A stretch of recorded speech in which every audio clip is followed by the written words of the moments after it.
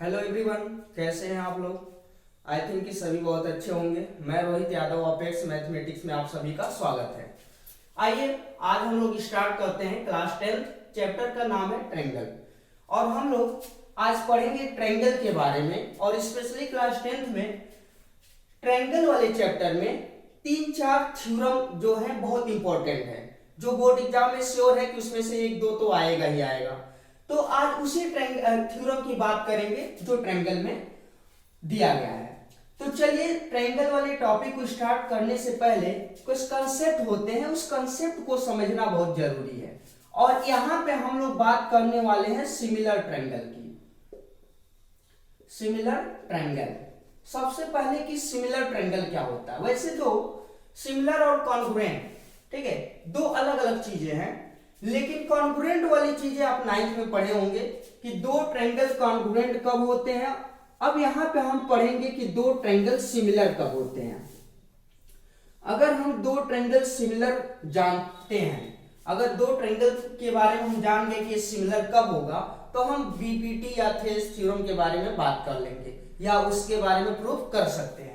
चलिए, similar triangle में जो कंडीशन आती है वो ये होती है कि अगर दो ट्रायंगल है, सपोज करिए A B C and P Q R, तो हम कहेंगे कि ये दोनों सिमिलर हैं अगर दो कंडीशन होती है। दो कंडीशन कौन होती है। पहला, triangle A B C similar to triangle P Q R. यहां पे देखो ये वाला जो सिंबल है वो सिमिलर के लिए है। हम इसको कैसे रीड करेंगे, triangle A B C similar to triangle P Q R. अगर यही यहाँ पे दो इक्वल साइन लगाते थे तो कहते थे कि ये ट्रायंगल इस ट्रायंगल के क्या है, कॉन्ग्रुएंट है। लेकिन यहाँ कॉन्ग्रुएंसी तो पढ़ना नहीं है, यहाँ सिमिलरिटी पढ़ना है। तो ए बी सी और पी क्यू आर सिमिलर होंगे इफ, पहला नंबर, देयर करेस्पॉन्डिंग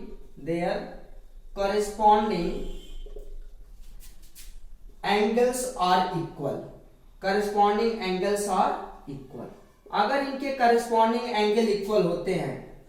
और दूसरा, देयर करेस्पॉन्डिंग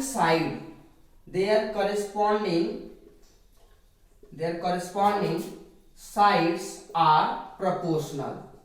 अगर ये दो बातें होती है, ये दो कंडीशन होल्ड होती है, तो हम कहेंगे दोनों ट्रायंगल क्या है, सिमिलर है। वैसे सिमिलर का बेसिक मीनिंग क्या हुआ कि ये जो ट्रायंगल है वो बिल्कुल इसी के जैसा दिखना चाहिए, यानी यहाँ पे दोनों का शेप सेम होना चाहिए। साइज भले ही डिफरेंट हो, साइज आपका अलग हो सकता है, लेकिन शेप आपका क्या होना चाहिए, सेम होना चाहिए। कॉन्ग्रुएंसी में क्या होता है कि shape and size both are same, उसको बोलते थे कि कॉन्ग्रुएंट है। तो यहाँ पे ये दो चीजें होल्ड होती है। मैथमेटिकली इसी को हम ऐसे लिख सकते हैं, triangle A B C similar to triangle P Q R if angle A is equal to angle B, angle B equal to angle Q and angle C is equal to angle R, and A B upon P Q is equal to A C upon P R equal to B C upon Q R. यहां देखिए A B upon P Q, A C upon P R और B C upon Q R, ठीक है, ये corresponding side का ratio यानी second condition को ये रिप्रेजेंट कर रहा है, और जो फर्स्ट कंडीशन है उसको ये वाला पार्ट रिप्रेजेंट कर रहा है। तो ये दोनों अगर होल्ड होते हैं तो हम कहेंगे कि ये क्या है, दोनों ट्रायंगल सिमिलर है। आई थिंक सबको सिमिलरिटी के बारे में समझ में आ गया होगा कि दो ट्रायंगल सिमिलर कब होते हैं। एक चीज और मैं क्लियर कर दूं कि ये जो साइड आप ले रहे हो ये करस्पॉन्डिंग होना चाहिए। करस्पॉन्डिंग इन द सेंस कि अगर ये एंगल ए पी के इक्वल है, जैसा कि यहाँ पे पहले ही मेंशन हो गया है, एंगल ए पी के इक्वल है। सपोज करो इसको एक्स लेट कर लेते हैं, बी वाले को वाई कर लेते हैं और यहां भी वाई, और सी वाले को जेड और ये भी जेड। तो अगर आप जेड के सामने का साइड ले रहे हो ए बी, तो इस वाले ट्रायंगल में भी जेड के सामने का ही लेना है, ठीक है। अगर मान लीजिए बाय द वे ट्रायंगल ऐसे पलट करके दे दिया जाए और जेड यहाँ पे आ जाए, तो ऐसा नहीं है कि आप इधर पे ए बी ले रहे हो तो यही वाला साइड लोगे, नहीं, जेड के सामने वाला साइड लोगे। फिर ऐसे x के सामने का लोगे तो यहाँ भी x के सामने का। देखिए ए बी जेड के सामने, तो यहाँ जेड के सामने कौन, पी क्यू। फिर ए सी वाई के सामने, तो यहाँ वाई के सामने कौन है, P R and so on. ठीक है, तो ये सिमिलरिटी की कंडीशन होती है।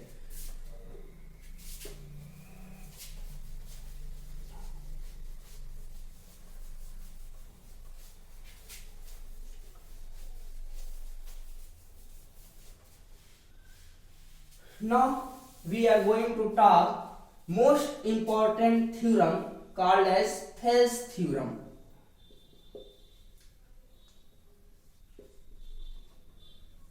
अभी देखिए थेल्स थ्योरम होता क्या है, थेल्स थ्योरम समझते हैं। थेल्स ने ये बताया कि अगर कोई दो ट्रायंगल है और दोनों इक्वी एंगुलर है तो उसके करस्पॉन्डिंग साइड का रेशियो क्या होता है, किसी भी दो साइड का रेशियो सेम होता है।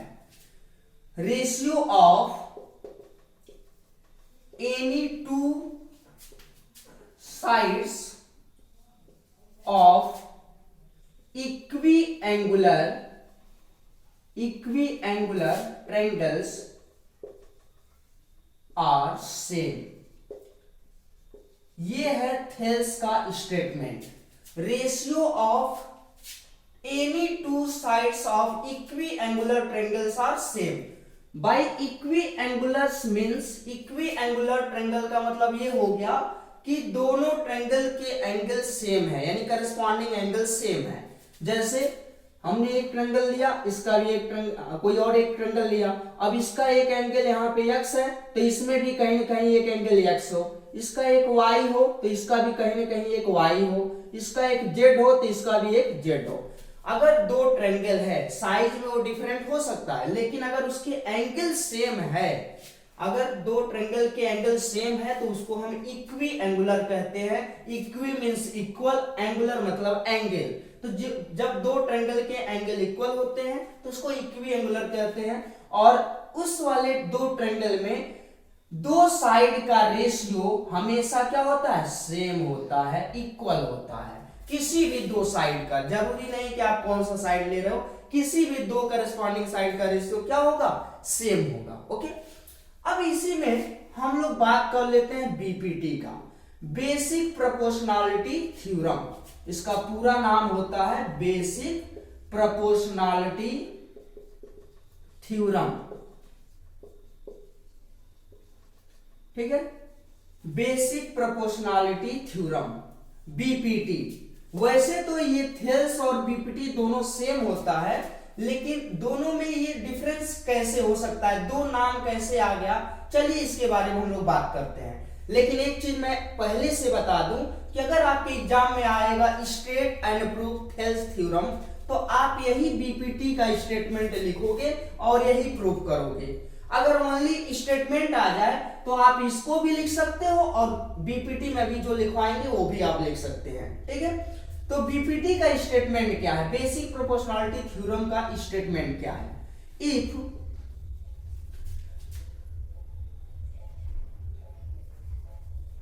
इफ वी ड्रॉ, या ऐसे लिख सकते हैं, if a line is drawn parallel to one side of a triangle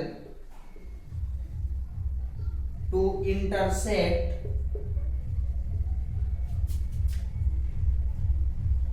two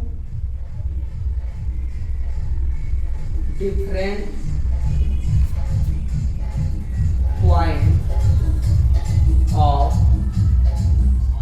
other two sides, then its ratio, then it divided in the same ratio.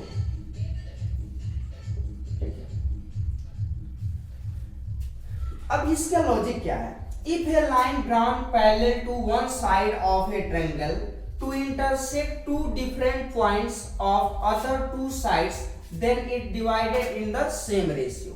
Means कि अगर कोई ट्रायंगल ले लो और इस ट्रायंगल का नाम कर लेते हैं ABC, ठीक है। बात को समझिए, इसको अपने लॉजिक में, अपने लैंग्वेज में भी ये स्टेटमेंट दे सकते हैं। जो काम यहाँ करेंगे वही चीज यहाँ पे लिखना है, ठीक है। अगर मान लो आपके पास ABC कोई ट्रायंगल है और हम क्या करें, किसी एक साइड के पैरेलल, तो हम ये BC वाले के पैरेलल एक लाइन ड्रा करते हैं और ये लाइन इसके किसी दो पॉइंट को, AB और AC के दो अलग अलग पॉइंट को एक नाम देते हैं D और एक नाम देते हैं E।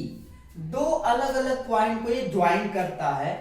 तो ये दोनों पॉइंट D और E, AB और AC पे दो अलग अलग पॉइंट है और ये पॉइंट का काम क्या हो गया कि इन दोनों के रेशियो को डिवाइड करेगा, वो भी सेम रेशियो में डिवाइड करेगा। इसका मतलब AD अपान DB की जो वैल्यू होगी वही वैल्यू AE अपान EC के भी इक्वल होगा। It means AD upon DB is equal to AE upon EC।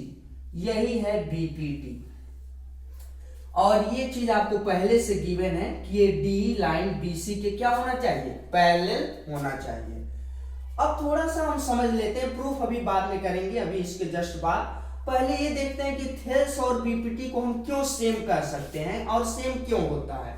क्यों थेल्स और बीपीटी का मतलब एक होता है और दोनों स्टेटमेंट सेम है। यहाँ पे ये कह रहा है कि हमारे पास दो इक्वी एंगुलर ट्रायंगल होने चाहिए। हमने आपको बताया कि इक्वी एंगुलर का मतलब क्या होता है, सिमिलर ट्रायंगल, यानी दो अलग अलग सिमिलर ट्रायंगल की बात किसने किया, थेल्स ने। अब चलिए बेसिक प्रोपोर्शनलिटी में आते हैं। तो जब ये दोनों सेम चीजें हैं तो यहाँ पे तो एक ही ट्रायंगल दिख रहा है, दो अलग अलग ट्रायंगल कहाँ है, तो मैं आपको दिखा रहा हूं। देखिए अगर ये लाइन पैरेलल है तो ये एंगल इस एंगल के इक्वल होगा बाई करस्पॉन्डिंग एंगल, ये लाइन भी इस लाइन के इक्वल होगा बाई करस्पॉन्डिंग एंगल।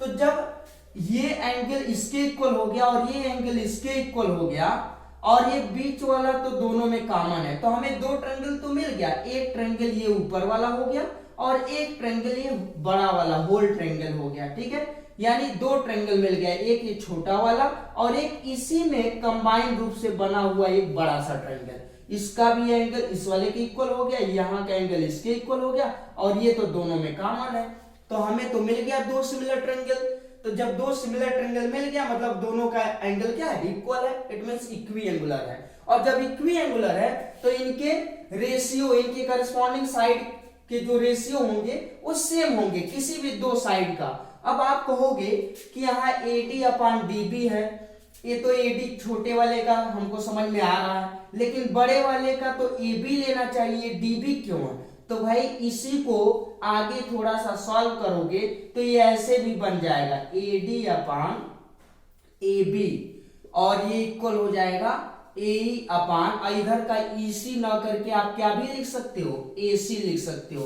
तो एक छोटे वाले का साइड और फिर इसका बड़ा वाला साइड, फिर इसका छोटा वाला साइड, फिर इसका बड़ा वाला साइड। देख रहे हैं कि हम दो साइड का रेशियो क्या दिखा रहे हैं, सेम दिखा दिए। AD upon AB AE upon AC के इक्वल हो गया। तो ये कहां से बनेगा, यहीं से बनेगा। इसको हम फर्दर जब हम इसको प्रूव करेंगे तो उसके जस्ट बाद इसको भी ला दिया जाएगा, इसको भी कर लिया जाएगा। तो अभी के लिए फिलहाल इतना ही रहने देते हैं, अब सीधे हम लोग प्रूफ में आते हैं, ठीक है।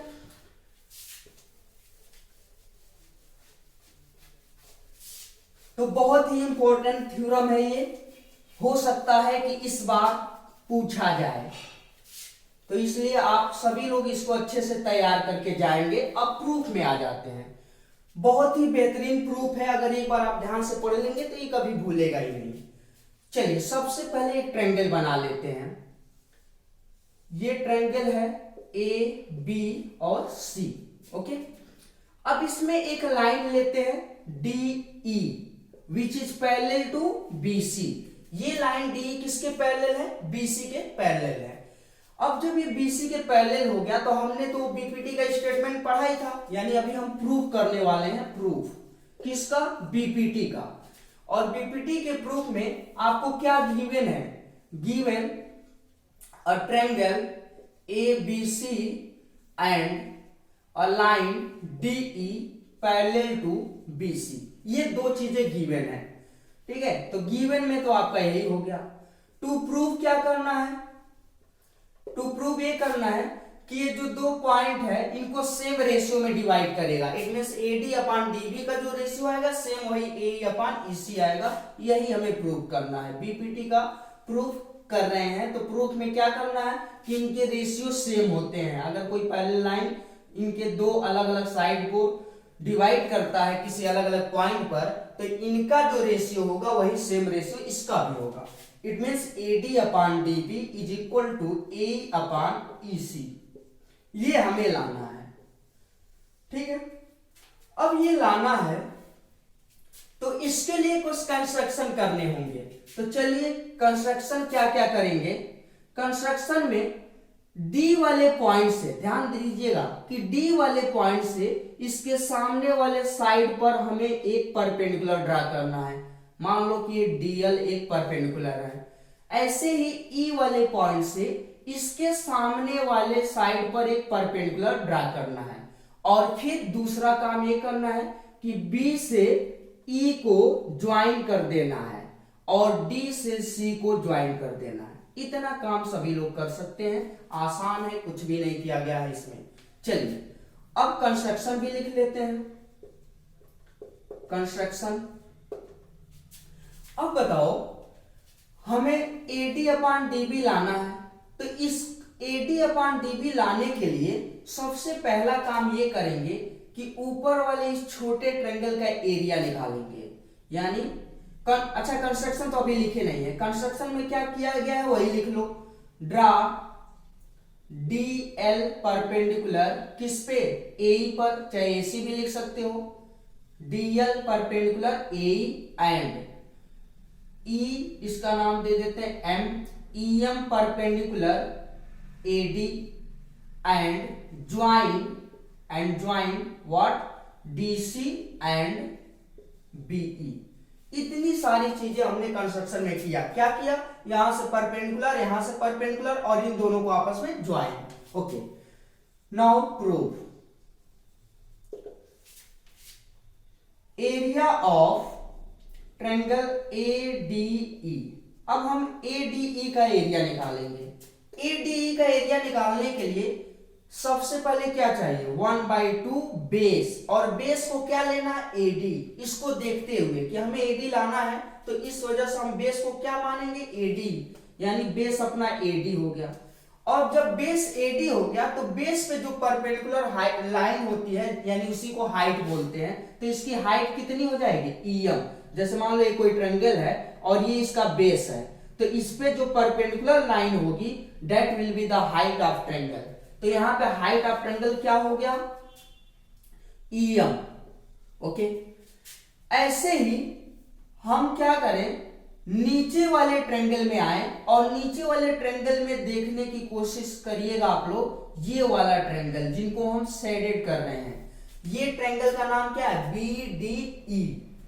तो हम एरिया निकालेंगे किसका, BDE का।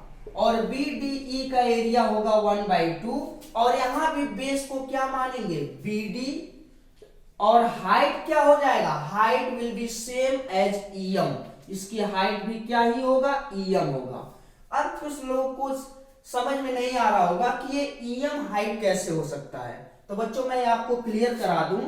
अगर कोई ट्रायंगल ऐसे बना हुआ है, ठीक है, तो बताइए इसका अगर इसी को हम कहें कि आप AB को बेस मानो और बताओ इसकी हाइट क्या होगी, तो क्या आप हाइट यहां से ऐसे निकाल पाओगे, टेढ़ा हाइट तो आप लोगे नहीं। हाइट तो वो लाइन होती है जो परपेंडिकुलर होती है। तो आपने कहा कि इसी को आगे बढ़ाएंगे बेस को और इसके सीध में एक परपेंडिकुलर ड्रा करेंगे और ये जितना लेंथ होगा that will be the height of required triangle. यही आपका हाइट होगा, ठीक है ना। तो ऐसे ही अगर ये जो ट्रायंगल बना हुआ है कुछ इस टाइप का बना हुआ है, इस टाइप का कुछ ट्रायंगल बना हुआ है, तो अगर हम इतने को बेस मान ले तो इसको बेस को आगे बढ़ाओ और यहां से जो परपेंडिकुलर लाइन आएगी वही क्या कहलाएगी, हाइट कहलाएगी। तो सेम यही चीज अगर बेस को आप BD ले रहे हो तो ये आगे बढ़ाते हुए जब जा रहे हो तो यहां से जो परपेंडिकुलर लाइन आएगा वही इसका क्या होगा, हाइट। तो ये हाइट सेम होगा। आई थिंक आपको क्लियर हो गया होगा। अब बताइए, दोनों का जब हाइट सेम है, 1/2 सेम है, तो अगर आप इसको डिवाइड करते हो इक्वेशन 1 और 2 मान करके, डिवाइड 1/2, अगर 1 को 2 से डिवाइड करोगे तो यहां पे क्या मिलेगा, area of triangle ADE upon area of triangle BDE। And इधर क्या होगा, 1/2 कैंसिल होगा, EM कैंसिल होगा, तो क्या आ गया, AD अपॉन BD। देखिए आप एक पड़ाव पे आ गए हैं, इधर का जो लाना था वो हमको कुछ मिल गया ऐसा, इसको इक्वेशन नंबर करके थर्ड करके छोड़ देते हैं। ओके, अब क्या करें, सेम यही प्रोसेस हम दूसरे साइड से रिपीट करेंगे, ठीक है ना। Similarly area of also area of triangle ADE, इसी वाले ट्रायंगल का एरिया निकालेंगे, लेकिन इस बार बेस किसको लेंगे, AE को। तो इसका एरिया हो जाएगा 1/2 और बेस क्या है, AE, और इस बेस पे हाइट कौन है, DL, तो हाइट अपना हो गया DL, equation number 4। Okay, now area of, अब इस नीचे वाले में आ जाइए, नीचे वाले ट्रायंगल में देखिए, इस बार ये वाला ट्रायंगल, ये वाला, ठीक है, ये जो साइडेड पार्ट आप देख पा रहे हैं, ये वाले का एरिया निकालेंगे। तो ये एरिया किसका है, BCE का, इस BCE का एरिया निकालेंगे, ठीक है।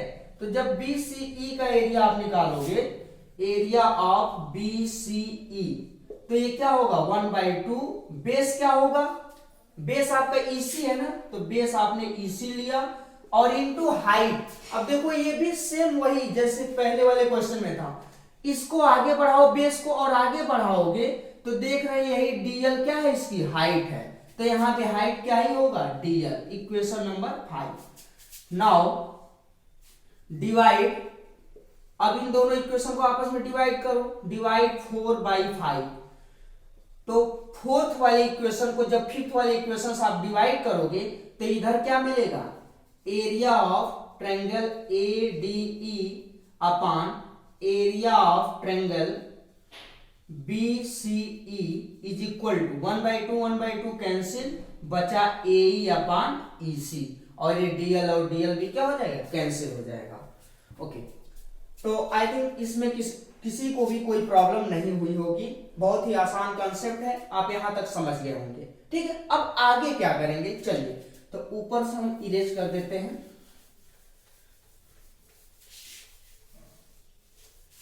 अब आपको एक रिजल्ट याद दिलाऊं, रिजल्ट ये होता है,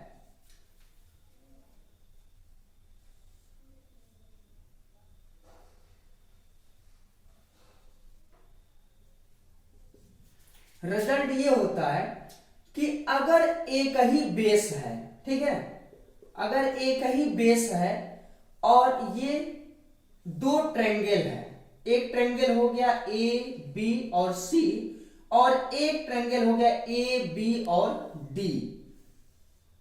और एक चीज और कि ये बेस भी सेम है और ये दोनों ट्रायंगल सेम पैरेलल लाइन के बीच में है। क्लास 9th का ये रिजल्ट है। अगर एक ही बेस है, between the same base and the same parallel line, area of the triangle will be same. दोनों ट्रायंगल का चाहे दो से ज्यादा ही ट्रायंगल बना लो, अगर बेस सेम है तो एरिया भी क्या होगा, सेम होगा। बहुत ही क्लियर फंडा है भाई। क्यों ऐसा होगा?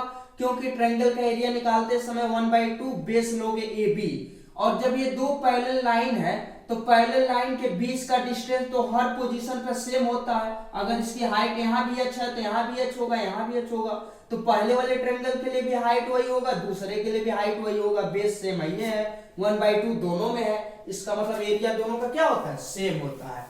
तो आप लिखेंगे सिंस।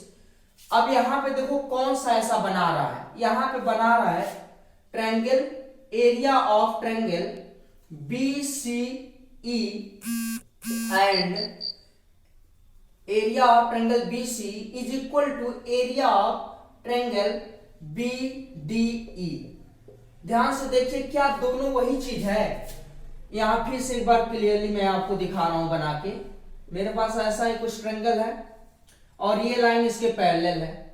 अब यहां से इसको ज्वाइन किया गया था, यहां से इसको ज्वाइन किया गया था। अब देखो अगर हम बेस को डी मान ले तो डी बेस पर ये ट्रायंगल बना हुआ है BDE और इसी DE बेस पर एक ट्रायंगल बना हुआ है DEC और ये दोनों तो सेम पैरेलल है, सेम पैरेलल के बीच में है। तो जब ये दोनों पैरेलल लाइन है और बेस भी सेम है तो इन दोनों का एरिया भी क्या होगा, सेम होगा। तो इन दोनों का एरिया हो जाएगा सेम। अब बताओ जब इन दोनों का एरिया हो गया सेम तो हम क्या करें, यहां से इक्वेशन नंबर 3 और यहां से इक्वेशन नंबर 6 इसको बना लीजिए। नाउ फाइनल आपका रिजल्ट यहीं से मिल जाएगा। Now divide equation number 5, equation number कौन सा था यहाँ, 3rd, equation number 3rd by equation number 6। 3 को 6 से डिवाइड कर दीजिए, 3rd वाले इक्वेशन को 6 वाले इक्वेशन से डिवाइड करिए तो देखिए क्या मिलेगा। Area of triangle ADE, area of triangle AD upon area of triangle BDE divided by, यहां भी आप वही लिखोगे area of triangle ADE divided by area of triangle BCE is equal to, यहां पे क्या मिलेगा AD upon DB divided by AE upon EC। अब देखो ADE से कैंसिल हो जाएगा, क्यों, क्योंकि जब दोनों ट्रायंगल सेम है तो चाहे आप कोई सा भी बेस मान के निकालोगे area will be same. Okay, और BDE BCE का एरिया तो इक्वल है, हमने यहां पे बता दिया। क्यों इक्वल, आप चाहो तो रीजन दे सकते हो, क्योंकि ये क्या, किस लिए ये दोनों सेम हो रहा है, ये इस वजह से सेम हो रहा है कि same base and same parallel के बीच में ये ट्रायंगल बन रहा है। यानी आप लिख दोगे कि triangle between the same parallel and same base, तो इस वजह से ये इक्वल हो रहा है। तो ये दोनों भी सेम एरिया हो गया और ऊपर वाला एरिया तो सेम आएगा, तो ये पूरा का पूरा कट गया। ADE से ADE कैंसिल हो जाएगा, BCE से BDE कैंसिल हो गया। तो जब इधर की जो वैल्यू आ रही है उतना ही ऊपर की भी वैल्यू है, तो इधर कट पिट के क्या आ गया, 1 आ गया। सेम चीज है, मान लो इसकी वैल्यू 1/2 आ रहा है तो इसकी वैल्यू 1/2 आ रहा है, कैंसिल आउट। इधर क्या बचा, AD upon DB divided by AD upon DB divided by AE upon EC। अब इनका क्रॉस मल्टीप्लाई कर लो, तो जब क्रॉस मल्टीप्लाई करेंगे तो एक तरफ बचेगा क्या, AD अपॉन DB और इधर आ गया AE अपॉन EC और ये दोनों हो गए इक्वल। यही हमें प्रूव करना था। तो BPT का प्रूफ यही है, इतना ही आसान है। AD upon DB equal to AE upon EC। अब देखिए हमने बोला था, चलो इसको पहले भी कर सकते हो, इधर भी कर लो, कोई दिक्कत नहीं। AD upon DB equal to AE upon EC ऐसे भी लिख सकते हैं, ठीक है। जो प्रूव करना था टू प्रूव वाले में देखिएगा यही लिखा गया था, ठीक है। तो ये आ गया। अब हमने ये आपको बताया था कि आप ऐसे भी ला सकते हो AD अपॉन AB होल और यहाँ पे AE अपॉन AC। उसको लाने के लिए करना क्या होगा, तो उसको लाने के लिए हमें क्या करना होता है, इन दोनों को एक बार रिवर्स कर दो। तो जब इन दोनों को रिवर्स करेंगे, उल्टा करेंगे, जैसे दो फ्रैक्शन आपस में इक्वल है तो उनका रिवर्स भी तो इक्वल होगा। यू नो यहां लिख सकते हो DB अपॉन AD और इक्वल टू यहां पे क्या आ जाएगा EC अपॉन AE। अगर ये दोनों रिवर्स कर लेते हैं तो इधर भी 1 ऐड कर दो, इधर भी 1 ऐड कर दो। जब दो चीजें सेम रहता है तो कोई भी सेम नंबर प्लस या माइनस कर सकते हैं बोथ साइड। ओके, तो एडिंग 1 ऑन बोथ साइड। तो जब दोनों तरफ 1 ऐड कर दो तो अब यहां से क्या बन जाएगा, यहां एलसीएम लोगे तो आएगा AD प्लस DB और डिवाइडेड बाई क्या है AD। फिर यहां से आ जाएगा EC plus AE divided by AE। अब एक बात बताओ, AD प्लस DB, यहां से AD और DB दोनों मिलाओगे तो कितना होगा AB, तो इसके जगह पे हो गया AB अपान AD और इन दोनों को मिलाओ AE प्लस EC, तो ये क्या हो जाएगा AC अपान AE हो गया। अब दोनों को रिवर्स कर देंगे, अगेन दोनों को क्या करेंगे उल्टा कर दीजिए, तो ऊपर आ गया AD, नीचे आ गया AB, और यहां आ गया AE और यहां आ गया AC, तो ये भी अपने आप में एक रिजल्ट हो गया। चाहो तो यहां तक भी छोड़ दो, ये भी हो गया। तो इस तरीके से आप बीपीटी का प्रूफ कर लेंगे। देखिए अगर बीपीटी का प्रूफ कहेगा कि स्ट्रेट एंड प्रूफ बीपीटी, तो आप यहीं तक लाके छोड़ दीजिएगा, यहां तक लाके छोड़ देंगे, इसको कहीं भी, दोनों बात एक ही है। इसमें यहाँ पे AD अपान DB इस साइड लिखा हुआ, इसको इधर कर लिया, तो यहां तक लाके छोड़ दो। अगर वो कहेगा थेल्स थ्योरम को प्रूव करिए, straight and proof Thales theorem, तो आप यहां तक लाके छोड़िएगा, ठीक है। और अगर बाय द वे नहीं भी यहां तक लाते हो, यहां तक भी लाओगे तो भी सही है। लेकिन अगर कह के देगा कि prove that AD upon AB equal to AE upon AC, ऐसे कह के देगा, ये पूरा लिख करके देगा, तो आप यहां तक लाओगे। ओके, तो ये था बीपीटी। अब आ जाते हैं सेम इसका उल्टा, यानी कन्वर्स ऑफ बीपीटी। दोनों थ्योरम बहुत ही इंपॉर्टेंट है, बीपीटी भी और इसका कन्वर्स भी। अगर बीपीटी पूछेगा तो कन्वर्स नहीं आएगा, कन्वर्स पूछ देगा बीपीटी नहीं पूछेगा, कोई दोनों में से एक पूछेगा, ठीक है। और नहीं भी पूछ सकता है, ठीक है, गारंटी थोड़ी ले रहे हैं, तो इसलिए कंफ्यूज मत रहना, लेकिन ज्यादा चांस है कि पूछेगा। अब क्या करें, converse of BPT, of BPT, ठीक है ना। तो कन्वर्स ऑफ बीपीटी का स्टेटमेंट यही है, इसका स्टेटमेंट यही है, if A line divides any two sides of A triangle. Suppose करो ये आपका ट्रायंगल है ABC and A line DE है,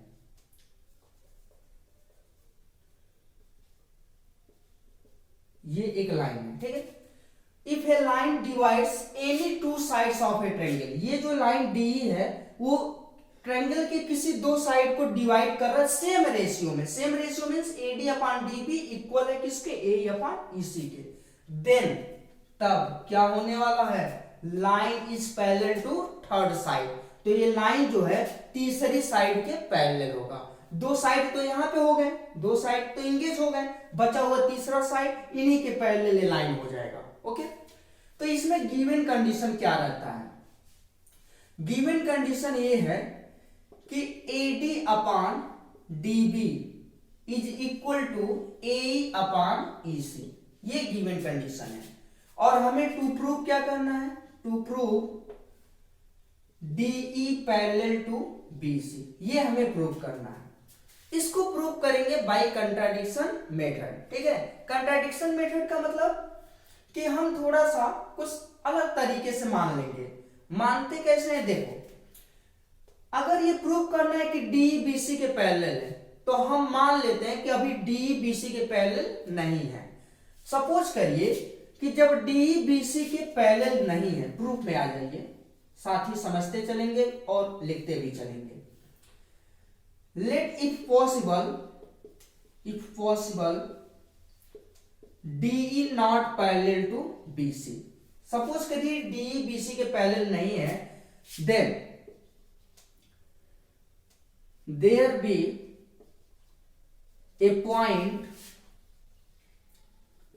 F such that DF parallel to BC। Suppose करिए कि जो मार्कर है ये एक लाइन है विच इज DE, ठीक है। तो अगर ये DE लाइन है, जो मार्कर है मेरा, ये BC के पैरेलल नहीं है, तो जब ये BC के पैरेलल नहीं है तो या तो इसको थोड़ा नीचे करोगे या थोड़ा ऊपर करोगे, तो कहीं ना कहीं एक ऐसा पोजीशन आएगा जहां पे क्या हो जाएगा, पैरेलल हो जाएगा। तो हमने वही काम किया कि अगर E पे पैरेलल नहीं है तो D को फिक्स रहने दो, इसके जगह कोई और पॉइंट होगा F, जो कि क्या होगा, इसके BC के पैरेलल होगा। तो हम यही सपोज कर लेते हैं कि चलो DE तो पैरेलल नहीं है, लेकिन DF लाइन किसके पैरेलल हो जाएगा, BC के पैरेलल हो जाएगा। अगर E पैरेलल पोजीशन पे नहीं है तो कहीं ना कहीं एक पोजीशन तो होगा जिसपे ये लाइन क्या हो जाए, इसके पैरेलल हो जाए। तो हमने वही पॉइंट F लिया such that DF parallel to BC। Then by BPT. भाई जब कोई लाइन थर्ड साइड के पैरेलल होती है तो बीपीटी ने क्या कहा था, बीपीटी ने ये बताया था कि इनके रेशियो भी तब क्या होंगे, सेम होंगे। इट मींस बीपीटी लगा दो यहाँ पे और यहाँ मिल गया AD अपान DB किसके इक्वल हो जाएगा, AF अपान FC के, AF अपान FC के। हमने अभी जस्ट पढ़ा था कि बीपीटी में क्या होता है कि अगर कोई लाइन पैरेलल है तो हमने तो मान लिया ना कि DF क्या है, BC के पैरेलल है। तो जब ये पैरेलल है तो आप थेल्स थ्योरम लगा सकते हैं। तो by Thales theorem AD upon DB is equal to AF upon FC। This implies, अब यहां से देखो अकॉर्डिंग टू क्वेश्चन ये कंडीशन हमको दिया है कि AD अपॉन DB की वैल्यू किसके इक्वल है, AE अपॉन EC के। तो यहां पे लिख दो AE अपॉन EC, ओके। और AE अपॉन EC किसके जगह पे हो गया, AD अपॉन DB के जगह पे, फ्रॉम इक्वेशन नंबर 1। और यहां पे जो है उसको रहने तो AF अपॉन FC। कैसे हुआ है, तो फ्रॉम इक्वेशन नंबर 1। अब क्या करें, अगले स्टेप में इसको हटाते हैं।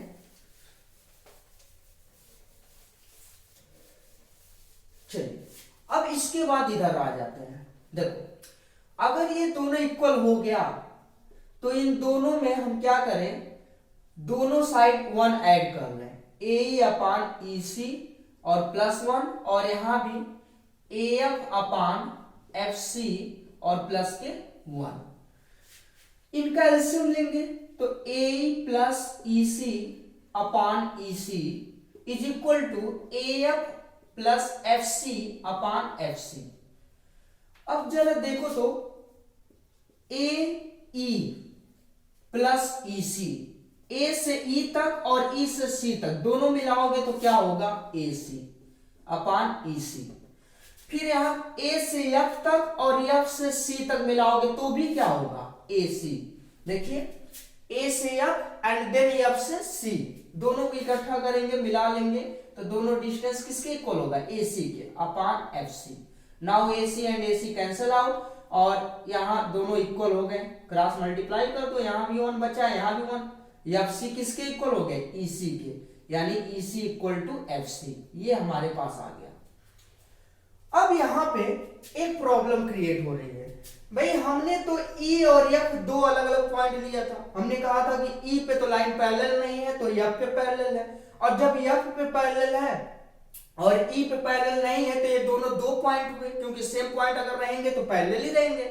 तो यहाँ पे दो अलग अलग पॉइंट है, और जबकि यहाँ कहा जा रहा है कि E से जितना C का डिस्टेंस है उतना ही C से किसका भी डिस्टेंस है, F का। ऐसा कब पॉसिबल होगा, when it will be possible, ये पॉसिबल तब होगा जब ये दोनों दो जगहों पे ना होके सेम जगह पे ओवरलैप करेंगे, कोइंसाइड करेंगे, ठीक है ना। अगर ये दोनों दो जगह पे होते तो C से E का डिस्टेंस और C से F का डिस्टेंस दोनों अलग अलग होता, जबकि यहाँ तो सेम आ रहा है। तो सेम आ रहा है तो क्यों आ रहा है, क्योंकि हमने उल्टे तरीके से माना था। इसका मतलब अपना माना हुआ गलत है, यानी हमने ये माना था कि ये पैरेलल नहीं है तो ये पैरेलल ही है, यानी सीधे यहीं से लिख देंगे this is possible, it is possible only when E and F are coincide। ये दोनों के दोनों पॉइंट क्या हो जाएंगे, अगर कोइंसाइड करेंगे यानी दोनों सेम होंगे तभी ऐसा पॉसिबल होगा। एंड देयरफॉर अगर ये D से F पैरेलल है तो समझो D से E भी पैरेलल है, क्योंकि दोनों दो नहीं है एक ही है। This imply DE parallel to BC, right. तो ये आपका हो गया converse of Thales theorem proved, okay. तो आप इसको एक बार अच्छे से रिवाइज कर लीजिएगा, दोनों थ्योरम बहुत ही इंपॉर्टेंट थ्योरम है एग्जाम पॉइंट ऑफ व्यू से।